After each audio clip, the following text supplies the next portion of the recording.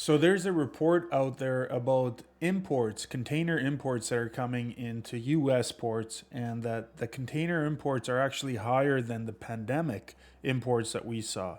So the United States actually brought in a total of 2,307,918 20-foot equivalent units of containerized goods, or sometimes referred to as TEUs. Okay. And this is actually reported by the Descartes system, which is a system that's used, and it helps to get the data. And that data is derived from the customs filings of these imports, right? So this is accurate information. And this figure reflects a 3.9% increase compared to that same period last year. And it actually has a 4.7% rise from September. But these imports have surged by 35% since their most recent low in February. February was brutal. I mean, we saw really bad volumes in February. Now, is that post holiday kind of lull valley as typically happens? We don't know.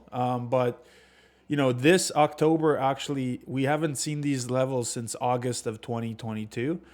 And, where we saw volumes that were, still pretty much influenced by just crazy demand. I mean, people were buying things left, right, and center throughout the entire market, everywhere we looked. So when we look from a historical perspective, this October 2023, we actually saw the third best ever for the U.S. import side of things.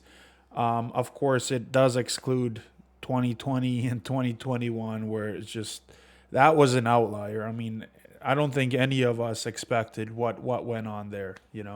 I mean, I remember throwing out rates to customers, almost like to get them off my back. Like, hey, here's a rate you wanted. I'll go search for a truck then. If not, it's not worth it for me, and it's not worth it for my truckers. And the next thing you know, they're saying book it, and then you're like scrambling. Oh God, what are we gonna do? Are we gonna find something? Are we not? So that's crazy. I mean, that's crazy to think about. Now, rates still haven't followed that. Rates still need to do a better job at coming up. People need to realize that capacity will become constrained. More trucking companies are still going to go out of business, unfortunately. There will be a chance for trucking companies, especially the drayage companies, to thrive in this type of market. And they got to do it while the money's right? As long as this import stuff holds up. So we'll see how the holiday, system kind of does its thing. So November, December, all the way to like mid-January to see how it all kind of comes together, to see if we're going to actually see rates go up. But import wise, there's a lot of containers in the US right now. So wild stuff. I guess we'll continue to monitor and keep you posted. So cheers. Subscribe to the channel for more news. Ciao.